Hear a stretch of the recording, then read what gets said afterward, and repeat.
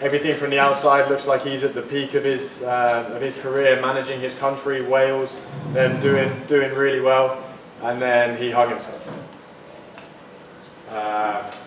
Ian Thorpe, we've got a video of him in a second. Obviously had some various mental health challenges, which we'll talk about in the video just now.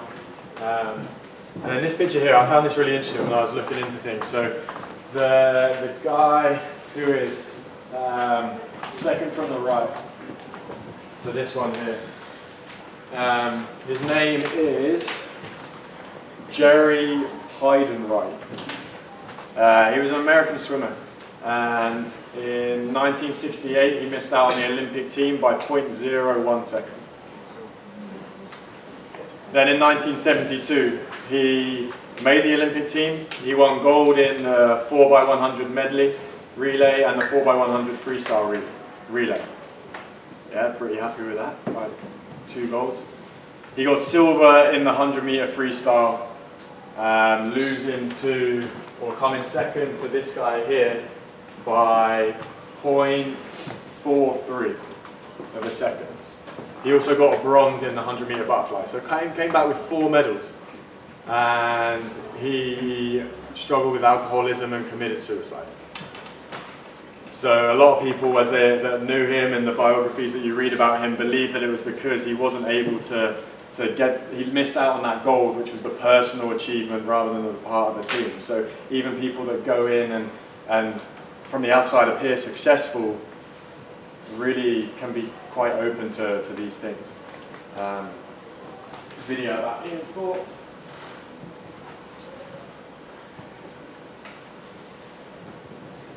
Alcohol in your life. How bad was that? Well, I think it's looking at the depression and not having a handle over it and looking for any solution possible to just clear yourself of the thoughts that you're having when you're in those depths of depression.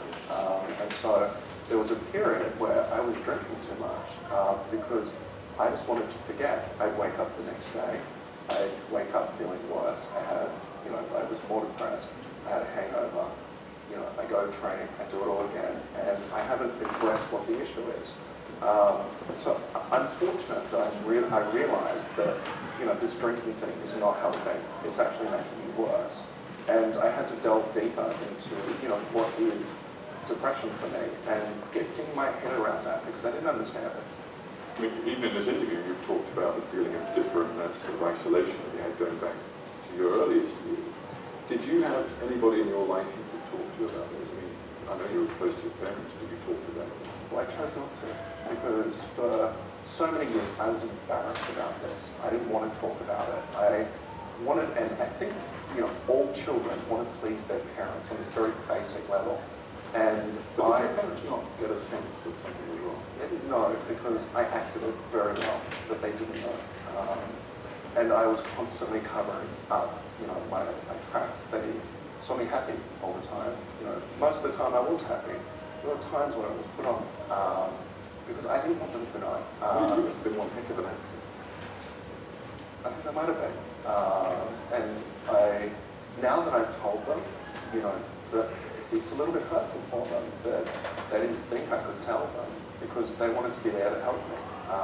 But even, it's difficult, but even in those times when you've actually said that you, late at night, would lie down and you would think about suicide, and you would think about the how and the where of doing it, even then you couldn't, for example, talk to your mother, something that you were extraordinarily close to in many ways. Well, I am, but you have to realize the irrationality of depression is that you don't think that way. You start to see something like suicide as being completely viable, and it becomes an option, and you think at the time that it is actually rational. It's only after you've gone through that period that you realize this was completely irrational, and this is when you seek help. It's not at the time of suicide that you consider help. How close, honestly, do you think you came? Well, I say, I think there's a part of people considering what suicide would be like. I don't think this is unnatural to think like this. But when you start putting in place and looking at what is the way or how, and looking at how am I going to do the least amount of damage to my family if I was to go through this, looking into what would be the least hurtful way for them. And when you can't clear your mind of this kind of thinking for hours, sometimes days, you know that you're very close. And I'm fortunate that I didn't get to that point, that I didn't get into that process of action.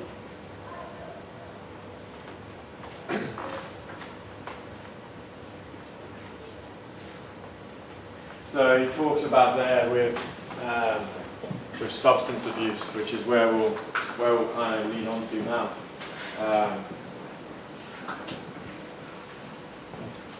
Talking about drinking and addiction.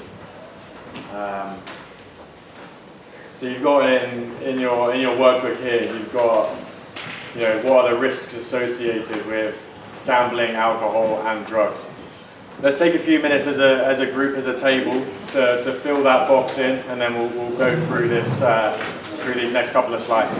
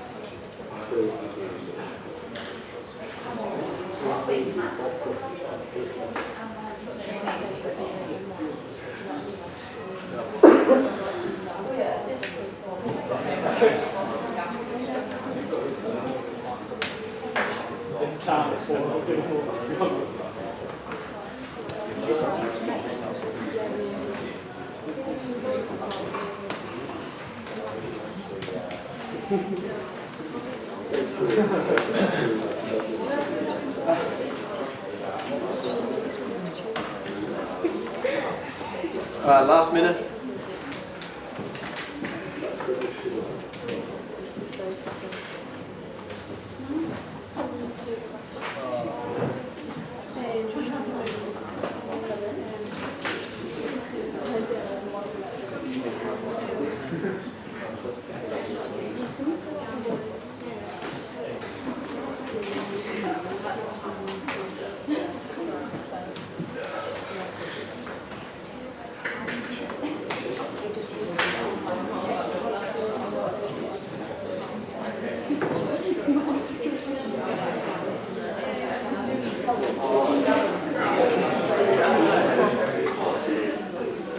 Alright, coming back in then for the next video about substance abuse.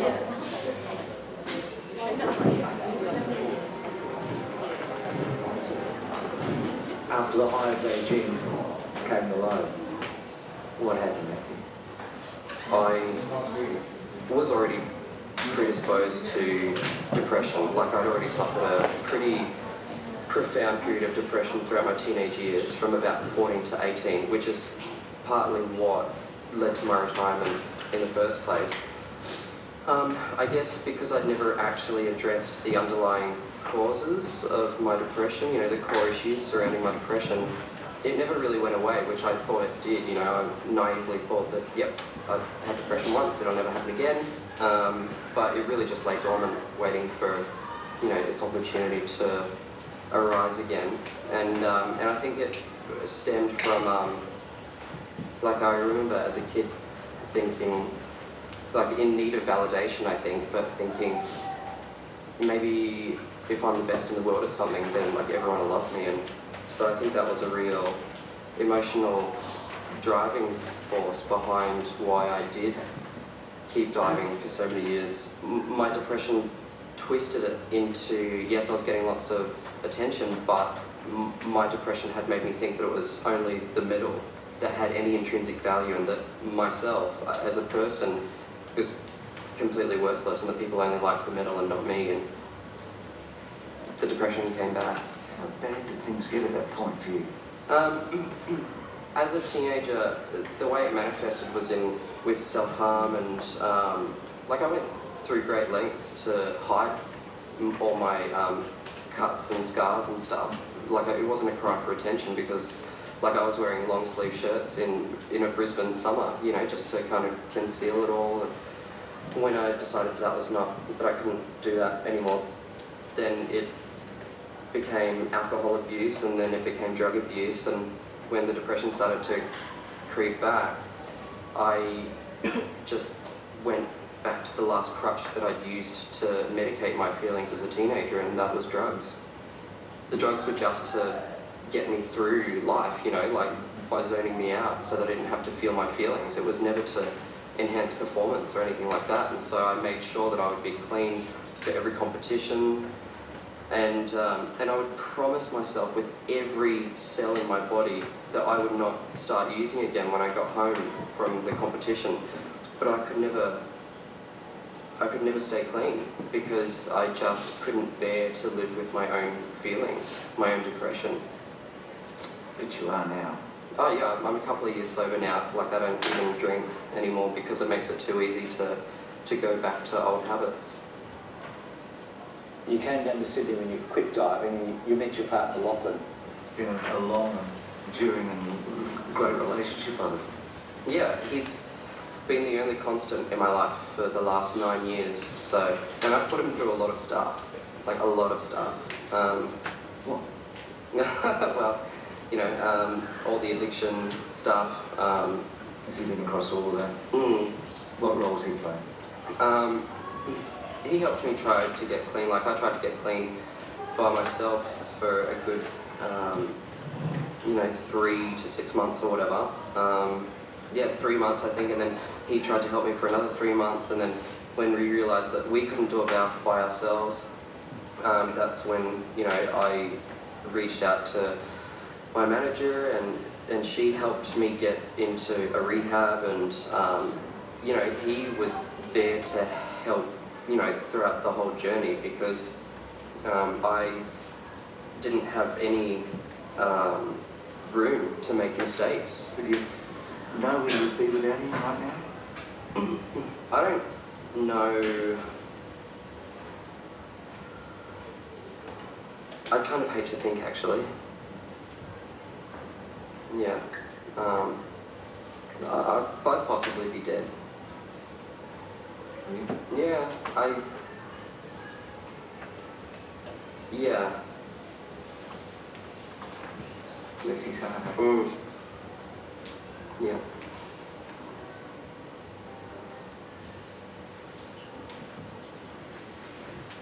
So again, this is somebody that has won a gold medal and then going through these struggles, and then turns to alcohol, which in turn leads to the depression setting in even more, which in turn goes to self-medicating with drugs once again. And so, if he hadn't been with his partner at the time and had somebody that, if he wasn't able to hide it from everybody, then he kind of gives a really brutal account of what could have happened, kind of thing. So these are some of the things that can rise from substance abuse and addiction. So all three of the things that are in your work, but gambling, alcohol, and drugs, they all fall into those categories. With the gambling, I haven't gone into too much of it, but gambling is that medication, that therapy. You want to get that quick high of winning, but then there's also that associated high level of risk as well.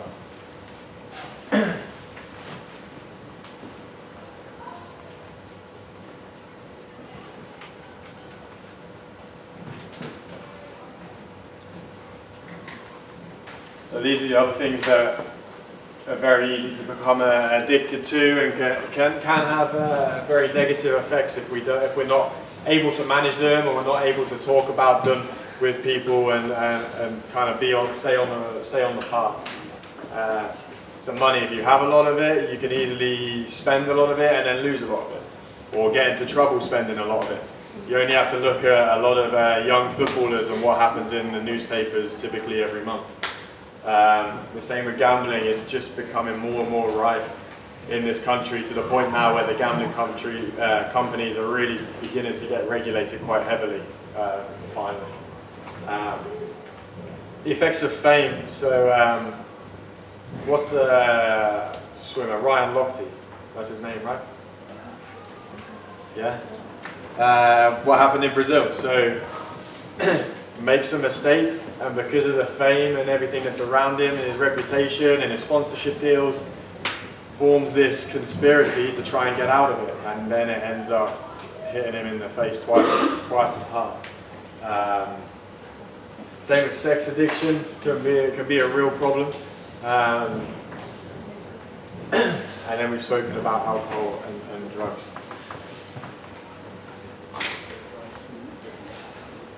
Other things that we can think about with mental health in sports, so body image.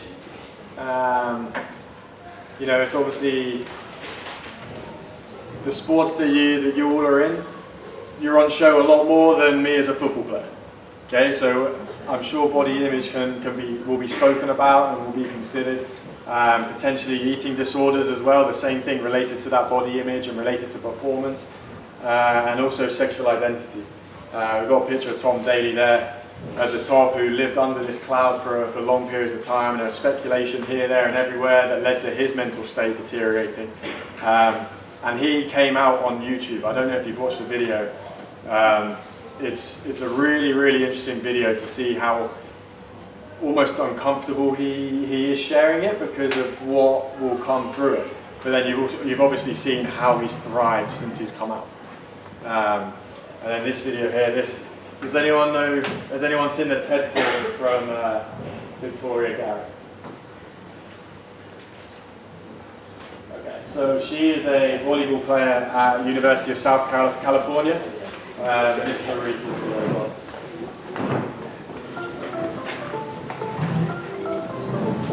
It's easy if someone can tell I'm limping.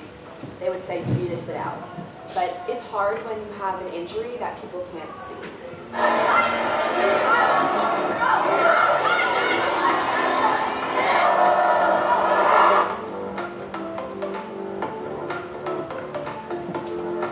I hated my body changing. I started lifting heavy weights and I started eating more, because when you're a Division I athlete, you're burning around 3,000 calories, so in turn you need to eat that much and more. That scared me.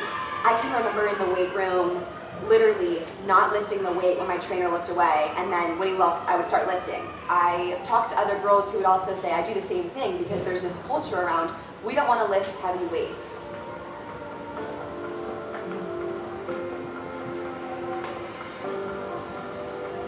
Female athletes have pressure from society and Instagram to look one way, and then we have pressure from our team and the sports world to look another way. As my body started to get bigger, I could hear my mind saying, don't eat carbs, don't eat this, or go run an extra 2 miles even after practice ended, because I so badly wanted to look the way an athlete didn't look.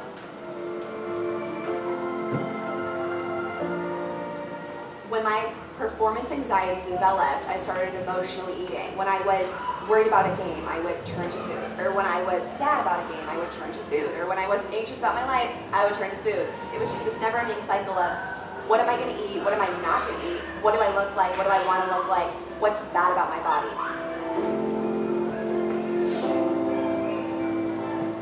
After a while, you play this sport and it's so fun, but it's a lot to do. And you're away from home, and my body's changing, and I'm talking negatively to myself, and it led to depression. It's a really dark place. I can remember days where I would be biking to the gym and would honestly think, if a car hit me, that wouldn't be bad, because I'd go to the hospital and get a week off from my life.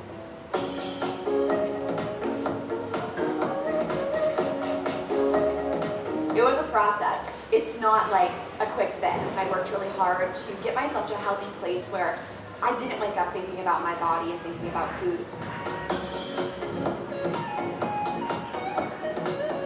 My school has been so supportive of me through all of my mental health issues, and I'm so fortunate to have that.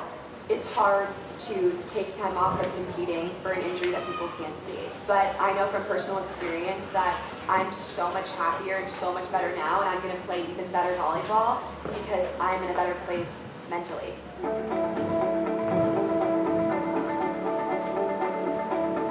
When I went through that stage in my life, for some reason I thought I was the only person that was depressed. I literally remember Googling athletes with depression because I'd never heard of that before. And I found like a few videos here and there, but there were no females talking about it. There is someone else, probably in your vicinity or in your friend group, that feels the same way as you. And if not, I do, so find me on Instagram and shoot me a DM and we can dish on it. I'm talking about eating disorder, I'm talking about depression, I'm talking about anxiety.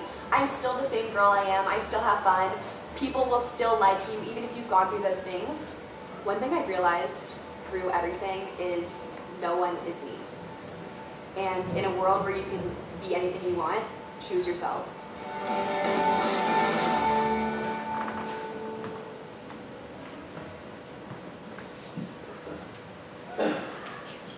So obviously she's been through some challenges that have led to other challenges as well. And you know, all of these things are very much applicable for both male and female athletes. There isn't a one size fits all. You don't fit into a box. It shows in different ways to everyone. But if you think about the percentage of people that go through a mental illness at some point in their life, and then you see 60 people here, there's a good chance that some of us in this room will go through things, whether it's related to athletics and sport, or it's just coming through life. Okay. So the one thing that I really want to get through today is it's okay not to be okay. This picture on the top right, was from Celtic FC at the weekend. So their star striker Lee Griffiths has been given time off because he is suffering with anxiety and depression. And he didn't come out with it for a long time because he was worried about his place in the team, place on the national team, the fans and the public reaction. And they come back with banners. It's okay not to be okay, and they're fully supportive of him getting back to where he needs to be. Okay, and so this here, probably difficult to see, but as I stated right at the beginning, so have these chats with people. Just ask people if they're okay. Get to know their personalities, how they kind of are around the pool and in different situations. And if something doesn't seem right, then just see if they're all right or if they want to chat. So starting a conversation, and then if they're not okay, what can we do with them? So that's what we'll go on to now. 2 minutes in your groups. We're running slightly over. We've got like 5 minutes left, and then we get a little walk around. Okay. In your groups here, if you or somebody you're talking about tells you they're not okay or you're not feeling okay, well, where can you go? What can you do? Okay. 2 minutes just to talk, and then we'll come back together with us.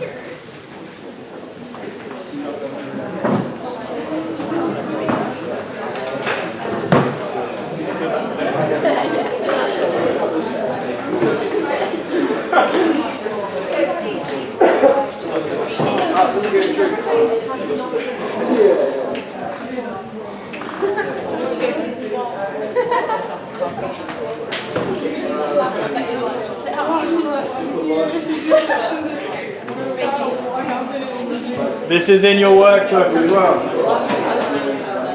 Bottom left where you were.